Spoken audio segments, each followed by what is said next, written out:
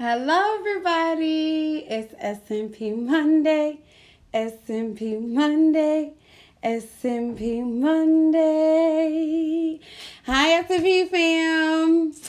We are back with another one. Well, I am back with another one. I'm so used to saying we, bonjour, measure me. No, but I am back with another one, episode 15. And y'all already know we only do 15 episodes a season. So, boom, welcome to the season finale, bitches. So, welcome to the season finale, SMP fam. I'm glad y'all could join us. Thank y'all for tapping in on Facebook and YouTube. Appreciate y'all. So let me just get my little sprawl out the way. It's your girl Peppa. I'm coming to give you no tea, straight seasoning. You already know what it is and what I do. Speak nothing but facts and straight truth. Ooh, I should put that on the shirt. I did so good. No, but I know we didn't go, well, I didn't go live last week. Y'all know we don't do live on holidays. And a lot of y'all don't acknowledge that as a holiday, and I get it. But it was a holiday for me, and sis deserved the day off. And I used that whole weekend to set up meetings, and I was running here and there and there. And let me just say I'm proud of myself and all that I've been getting accomplished. And I just say that to say, make sure you're using your time wisely. Granted, I was overbooked and double booked in places where I shouldn't have been and missed things I would have loved to be at. But scheduling wise, a lot of stuff didn't work out. But charge it to my head, not my heart. Because y'all know I love y'all and I would support everybody if I could. But sis just handling business right now. Sis just handling a lot of business right now. But y'all see I posted the topic early in the day. And I normally only give it like an hour before the segment or whatever. But this has, baby. This been burning deep down on the inside. Mainly because I feel like when we go through things and we experience certain things, it allows us to look at things that we once had a certain perspective on very differently.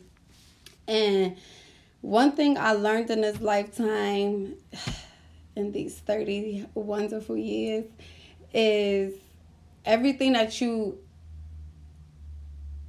learn before, you have to be unwilling to learn. Willing to unlearn so that you could gain a better understanding of what the whole thing means, right? So for some reason, I'm on this train right now of really looking at and doing inventory of what's around me and realizing where I want to place myself or my energy or what I want to give my time to. And I don't know why this kept going off in my head, but I was like, misery love company, child. Misery love company, child. But I wasn't, like, as we grow up, we think about, the people that may want to get you wrapped up in their sorrows or have you join a pity party. That's the misery and love's company. When people say that, that's what they normally mean. But right now, right where I'm at right now, I think I gained a different and better understanding of what that saying really means. Like, I tip my hat off to people who could be the bigger person, because 9 out of 10 times I am the pettiest person you could ever meet. And I'm growing. I'm learning and growing. I'm bettering myself. But I say that to say it could be situations that happen with yourself and family, friends, partners, or whatever the relationship is, or business, or whatever it is at that time and circumstance, right? And a situation occur where one of y'all are hurt, or one of y'all feel like the other did wrong or whatever, and you are the innocent party in this situation. but yet you still feel so compelled to apologize or reach out, mend fences, and restore things, or correct behaviors. And not that you could correct no adult or whatever, but just make them or hold them accountable to their behaviors or certain characteristics. But nah. But nah, not in this season. No, I learned that I had to be comfortable with saying, you know what? I know what part I played in this. I know what hand I was dealt in this situation. And I did X, Y, and Z. This person did triple X and double Z.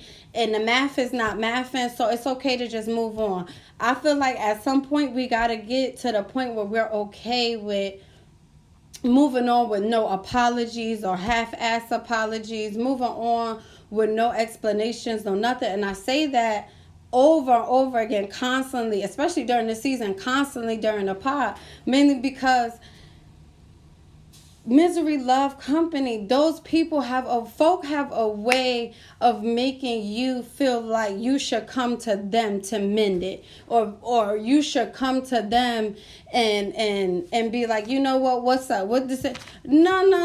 If this is something you really wanted to, you will fight for it too, or you will correct the wrong that you did to get us here. It shouldn't have to be me reaching out to be the bigger person. And at this point, I don't want to be the bigger person no more. I lost weight. The big person left. The big person left. And I say that not to be petty. I say that not to be immature. But I say it in the lines of, I no longer want to overextend or extend a hand. Or I'm not going to extend my left hand to you no more when I know you already bit my right. I'm not about to keep putting myself through the same thing because my good heart is telling me, oh, make it, oh, fix it, oh, try this, da-da-da. People have a way of knowing you have a good heart and using it against you in ways that benefit them and solely them. And it's a no for me. It's a no for me. That's a clear sign of, I don't need to be over there. You are not the company I need to keep. Not in this season, not in this phase. It's just not happening. Like, I'm not about to beg hand and foot for something I rightfully deserve. If I know I deserve an apology for something, why I gotta beg for it? I'm moving on. Like, I'm moving, and I've been in so many situations. I've left ministries behind it. I ended friendships behind it. And it's more so, I'm not begging for an apology I deserve. I will leave and stand on my truth and know when the truth come out. Y'all, because the company, you are a reflection of the company you keep. And if I would have sat there, I would have been a reflection of misery. Folk who love gossip. Folk who want to sit around and pray and pry on the next person's downfalls. That is misery, and I don't want to sit in that type of company. And you got to be okay with, I'm moving on. I'm moving on. Misery love company. I ain't got to be there, chat. I rebuke that invitation. Send it back, please, and thanks. I don't want it. No, because I've been in so many situations where I just felt like I was overextending myself, only to be back in the same predicament that I was like, yeah, that's the reason. That was the reason why. Yeah. You ever, sidebar, you ever ended a relationship, right? Y'all stop talking, go y'all separate ways, date other people, then come back around. Everything seemed different. That person seemed more mature, more ready. You more ready. Y'all say y'all heal, all this stuff, right? And then time goes on, y'all dating, y'all building, and you start noticing, ain't shit changed. This is the reason. This is the reason why you was my ex to begin with. Ah, yes, I got it now. That's the same with this. You can't. I'm not in a. I am not the second chance law firm. Mm-mm. Mm-mm. You have one time to show your character and your true intentions, and you better stand on that, because I don't have time to double back, check, reference. The moment I have to question, I don't want to do it. If I ever have to question, yeah, child, move on. Move on. Move on. And another thing is, I hate the not better than me people, or the not better than me friends, because I swear we all have them. We all have them. And that's another level of misery I would hope no one achieves or has as a goal. I remember when I used to be, everybody know I used to be a hairdresser. And I remember when, after having my second child, money just wasn't the same. I couldn't work the same hours. My schedule, granted, I could create my own. It was flexible.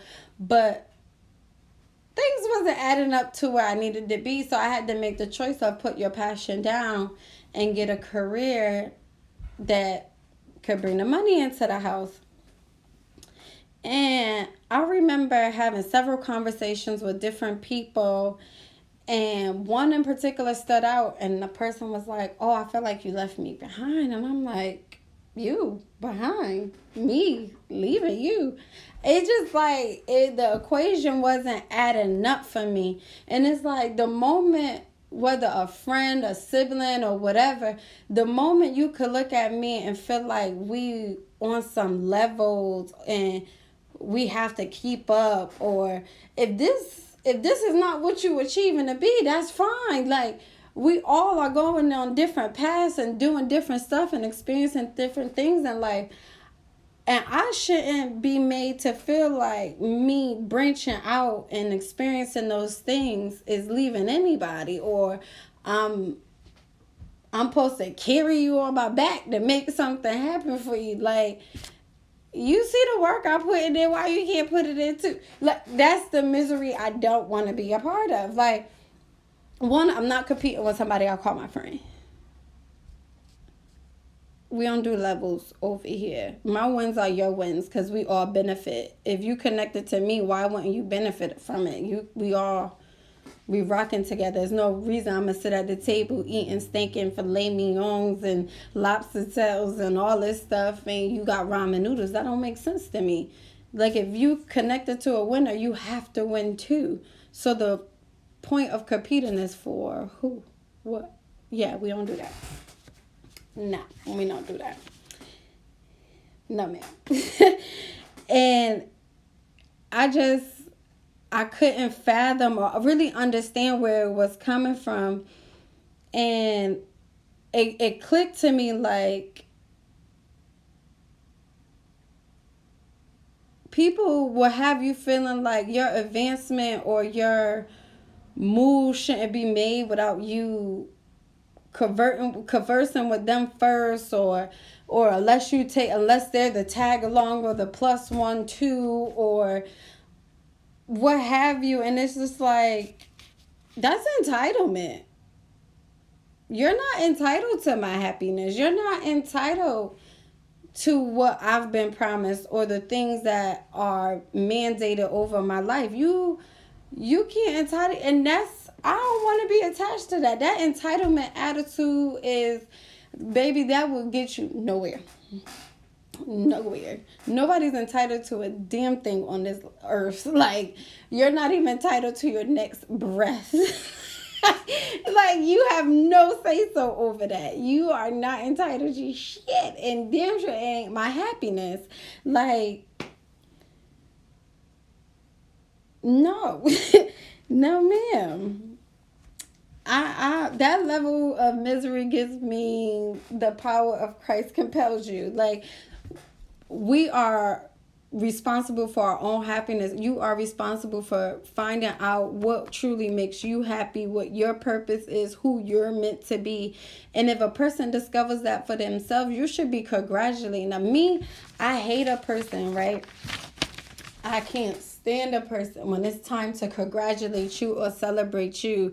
They can't get out of themselves, or they can't step outside of themselves for a moment. Like, I don't know about nobody else, but me, I don't pump fake. What you see is what you get. I am Peppa, Nashe, Nye, whatever you know me as, 1,000% of the time. I don't change. My personality don't shift. I don't know how to morph into somebody else. All I know is how to be me. And when I show up for someone, especially somebody that I care about, I don't care what. I don't care what I'm going through. I'm showing up. And I guarantee you won't even know I probably ain't even sleep for about 3 days, ain't eaten 2. You wouldn't even have to know. Because to me, that's one, if you're that, ooh, Lord forgive me. If you're that selfish to still put people in your company knowing energy is transferable, or that you won't be your full self in the capacity the person needs you to be, nope. Nope. Because those are the people that is draining. Yeah, that's all I had to give for that. It's draining. Like, I really hope people, especially as we get older and winter coming, we in the house more. You got time to do more self-reflection. You got time to do self-discovery. I know the winter months I love because I stay in the house. I paint. I redecorate. I really do a lot of meditation. I work out a lot more. I like to go running in the winter because running clears my head, and then it's cold, so it's really mind over matter to get through it, and I'm a control freak, so I gotta have control over something, right?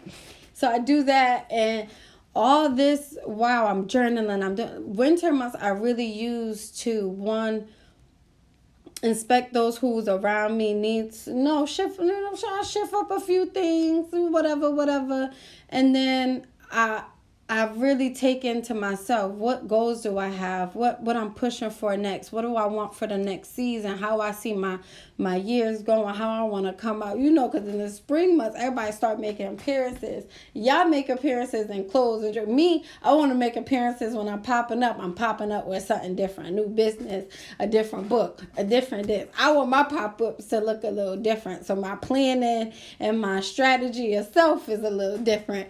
But I encourage everybody, at least this winter, to really give self-discovery and becoming self-full a try. Like, really dig deep into self. Look at the people you got around you. Evaluate where you are in life and what you could gain by adding different people into your circle. Get out and network. Winter is the best time to do networking. Why? It's cold. Only the real hustlers, the dedicated, persistent business people are out networking in the cold. Those are the people you want to be connected to. Those are the people you want to link with, because they about their business. They're going to be out here, rain, sleet, snowfalls, summer, the tornado, the hurricane. They out here on their business. Get with them, right?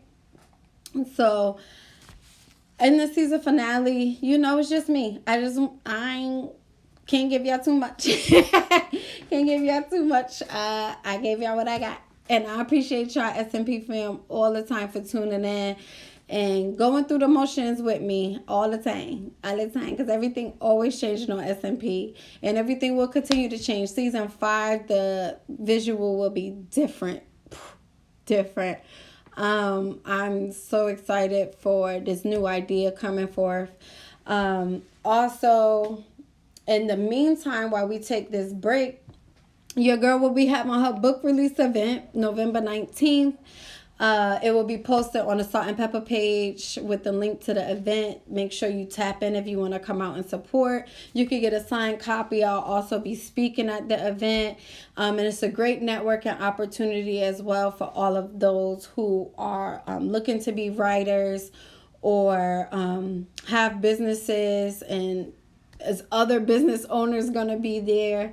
The event is located at the Writery Inc. in Bloomfield, which is a Black-owned bookstore. I'm so happy and grateful I met her. She's the sweetest lady ever, and it's a wonderful bookstore at a great location. So I'm very excited about that. Make sure y'all tap in. You can order your books in advance and bring them, or I will have copies available for purchase. Also, we'll be doing some merch. Yeah. I've been working on something for y'all. So yeah, we'll have merch coming for pre-order. So yeah, be on the lookout for all of that good stuff. I appreciate everybody for tapping in. Remember, misery love company, baby. Don't let it keep you, okay? Learn how to move on. Move on. That's the new thing. Move on. All right, y'all. Have a good night. Make sure y'all tap in. Follow us. Subscribe. Hit them buttons. Ting, ting, ting. Thanks. I feel it. I feel the subscribes happening because I feel like when I yell at y'all, it don't. So I'm going to tell y'all, I feel it. Yeah. Night.